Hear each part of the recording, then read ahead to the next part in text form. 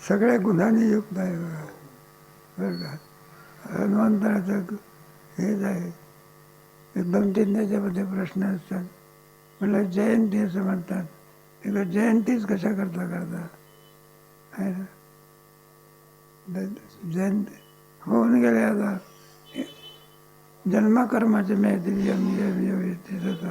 सोयकंपेन नाचते. सर्व पापाची निवृत्ती होत असल्यामुळे जयंती केल्याशिवाय, मग जयंतीचे विषय असतात. राम जन्म आहे, कृष्ण जन्म आहे, हनुमान जन्म म्हणा, वामन जन्म म्हणा, नरसिंह जन्म म्हणा. तसा हनुमंतराचा काय जन्म आहे, जन्माची कथा आणखी सांगितलेली आहे. तेव्हा भगवंतानी आणि अवतारच आहे. एक पहिला प्रश्न आहे, हनुमंतर आहे तर भक्त होते, मग त्यांची जयंती कशी? ते काय होते, मग भक्ताची काय असते? पुण्यतिथी. आणि हनुमंताचं काय जयंती? मग त्याच्यामध्ये सगळं सांगितलं आहे की जे गुण अवतार कार्यामध्ये असतात तेच गुण कोणत्या कार्यात असतात? भक्ताच्या ठिकाणी. म्हणून हनुमंतराचा आणखी काय अवतार आहे. तुका म्हणे रुद्रांजनेची हा अवतार आहे. त्या अवतारामध्ये पुन्हा पुन्हा पुन्हा पुन्हा सांगण्याचं काय, त्याचा आदर्श आपल्या पाठीमागे आणि त्यांच्या चरित्र वर्णनाने आपल्या ठिकाणची पापाची काय होते. म्हणून जन्मकर्माच्या मेळ त्याच्यात 2 प्रकारे, पार्थिव आणि दिव्य जन्म. देवाचा जो जन्म असतो तो दिव्य असतो आणि तुमचा आमचा जन्म पार्थिव असतो. अयोनी संभवत म्हटलं, मग हे काही योनीतून निर्माण झाले का अयोनी संभव. दिव्य जन्म, दिव्य जन्माचं मी कर्म असा अवतार आहे. मग अवताराची कारण आहे त्या हनुमंतराचा अवतार आहे. त्याच्यामध्ये राम अवतारामध्ये पहिली भेट कुठे झाली? पंबा सरोवर आहे. त्याला काय त्या कुठं, आणि प्रभू रामचंद्राचा आणि हनुमंतराचा संबंध. त्याचं बरंच तात्विक दृष्टीने सांगितलं जात असते. हनुमंतराचे हे घेतलेलं आहे. हनुमंतराच्या चर्चेला पहिली भेट हनुमंतराची कुठे झालेली होती? पंबा सरोवरात. आणि त्यावेळेलाच ओळखलं. म्हणले माझ्या आईने सांगितल्याप्रमाणे हाच परमात्मा आहे. हे हनुमंतराने ओळख, त्याच्या आईने सांगितलं. त्याला आता रामायण आपल्याला काय म्हटलं बरोबर झालं. आणि देवाने सुद्धा विचार केला, म्हणला आज आपला कोण आहे? परमदेश आहे.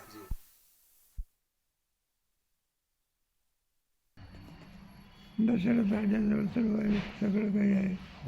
संसारातली एक उणीव आहे, ती उणीव कोणती आहे? पुत्र नाही. कुठं आहे?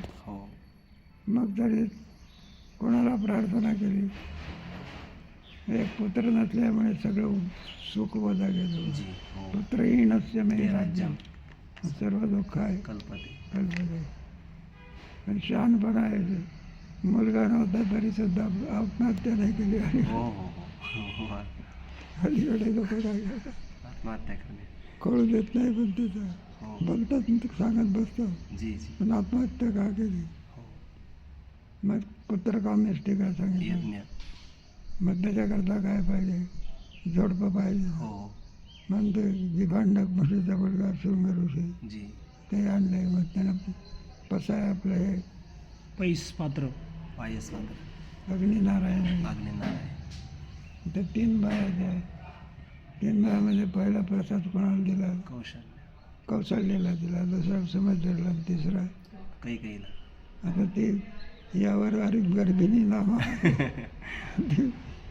तिला खायला, मला केवढा अपमान आहे. म्हणून तिला खायला घालवला. सांगितलं की वेळ लावू नका, ताबडतोब पेंड गाडी नाही.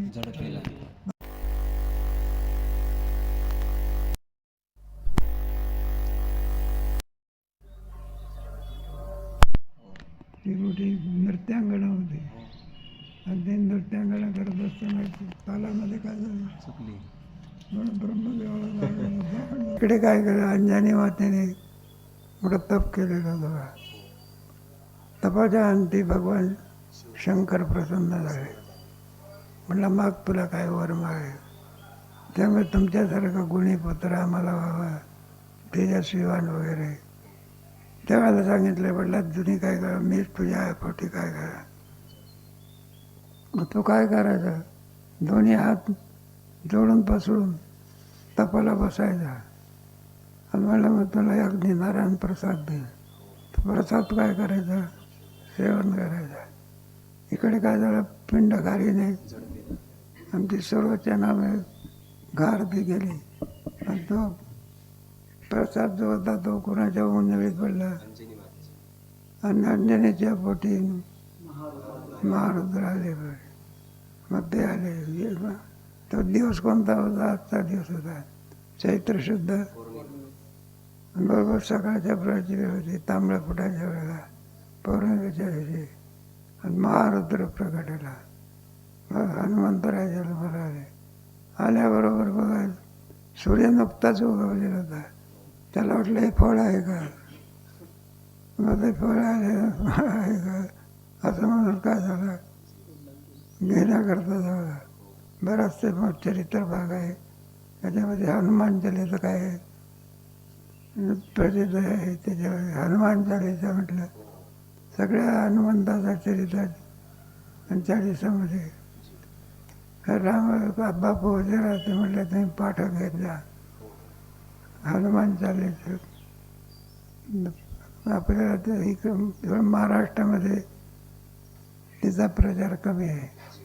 उत्तर भारतामध्ये त्याचा प्रचार काय, बायांना सुद्धा चरित्र काय पाठ आहे. त्या हनुमान चालीसामध्ये लाय सजीवन जीवन आहे, महावीर कोटी किती कामं केले. लक्ष्मणाला सुद्धा वाचवण्याचं काम कोणी केलं. भगवान तर रडत होते बघा, शक्ती लागली त्यावेळेस. हे रामायणकार लोक सगळं सांगतात की विलाप करत होते. म्हणला इथे उर्मिला तरी लक्ष्मणाची बायको मिळेल आली आणि ते विचारे तुम्ही आले आमचे पती कुठे ठेवले. आणि त्याला काय उत्तर द्या. इतका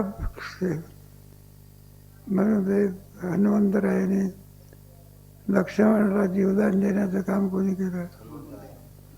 तिथे शक्तिवान महाराज बुद्धिमत्ताम वरिष्ठ. मला कोणची वल्ली आहे कळायला काय मार्ग आहे. नाही कल्ली वल्ली राहिली छान भलतंच काय घेऊन जाऊ पर्वतात उचलून द्रोणागिरी पर्वतात काय केला उचलून नाही. सगळे हनुमंतरायचे आणखी काय सीतेचा शोध कोणी लावला पाहिजे राष्ट्रीय काय. तसं आणखी लौकिकामध्ये त्याचे काम बांधवडी आहे ना. काम बांधवडी काळ आहे जगतामध्ये दोन आहे बघा. याच्यावरती सत्ता मिळवण्याची शक्ती सामान्य माणसाची आहे. एक काम आणि काळ. काळ एक हाताला अवघाची पण काळ आणखी असा हात जोडून हनुमत आहे चिरंजीव आहे का काही करू शकत. अजूनही सुद्धा हनुमंतराय काय जिथे रामकथा होती आणि तिथे त्यांची मूर्ती ठेवाय जोडून हा करत असं उभा असतो. दोन्ही हात जोडून काय करतो रामायण ऐकत असतो. अजूनही मराठवाड्यामध्ये जात नाही ते सगळं दिसते. भावार्थ रामायण काय पाहिजे त्यांना. नाथ महाराजांनी केले रामायण, तुळशीकृत रामायण. हनुमंतरायाची कीर्ती तशीच आहे आणि अजूनही सुद्धा हनुमंतराय चिरंजीव असल्यामुळे कुठं काय काळाची शक्ती आणि काम बांधवडी. काळ घातला काम बांधवडी म्हणजे सीता शोधा करता गेला त्यावेळेला सर्वाशी संबंध आला ना तरी पण अंतःकरणामध्ये कोणत्याही प्रकारे वासना नाही. याला म्हणायचं काम आहे. सगळं कारण सगळं धुंडाळतो सीता सीता कोणती आहे लक्ष पण सांगितलं होतं ना, ते लक्षण लावायचं ना, लक्षणात प्रमाणाभ्याम. कारण हनुमंतराने विचारलं, जा म्हणला सीता शोधा करता. सुग्रीवाने सांगितलं, सगळे वानर गेले. भगवान प्रभू रामचंद्राकडे मूर्खाची सेना आहे सगळी, सीता माहिती नाही चालली. त्याच्यात एकच वानर आला का, आणि ते म्हणलं सीता शोधा करता जायचं, तिचं लक्षण काय. तेव्हा भगवान श्रीरामचंद्र एकच वानर होत्या, बुद्धिमत नाव. आज मला सांगितलं, म्हणलं रामाने सांगितलं सीता असे ज्या झाडाखाली बसले त्या झाडाची पानं सुद्धा काय म्हणते, ते दगड सुद्धा काय म्हणते.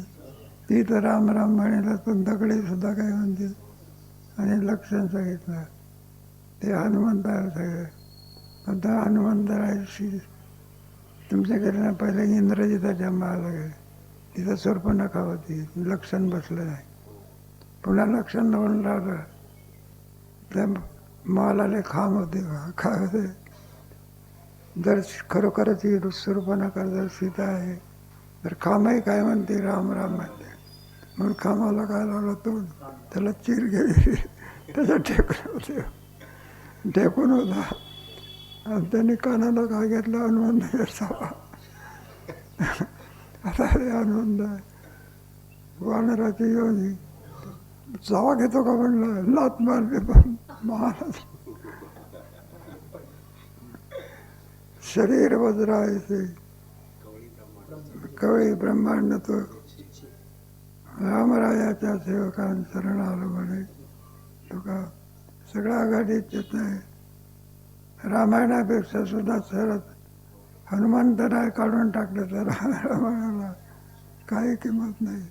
कागदावरचा गव्हर्नमेंटचा सिक्का पुसला तर कागदावर असं गोळा. आजचा दिवस चांगला आहे, तो आपलाच आहे. आपल्या हनुमंतराईचा संपूर्ण बरं आहे ना. अजून एक त्याची हे चालू आहे ना, भक्ती चालू आहे ना. ते बाकी जास्त भक्त गणपतीरायाने कोण कुठे जा, देवळं कोणात जास्त आहे, हनुमंतरायाने. तिला काही नाही, नुसतं सेंदूर लावला घ्यायचा. मग सांगावं लागते ते कोणाचं देऊळ आहे, हनुमंतरायाचं. मग उपासना, तरुणाच्या उपासना, विघ्न नष्ट करण्याच्या बाबतीमध्ये कोण, गणपतीराय. आणि शक्ती वगैरे सर्व देण्याच्या बाबतीमध्ये मनोजवं मारुत तुल्य वेगम वातात्मजं मानदीर्थं श्रीरामदूतं शरणं.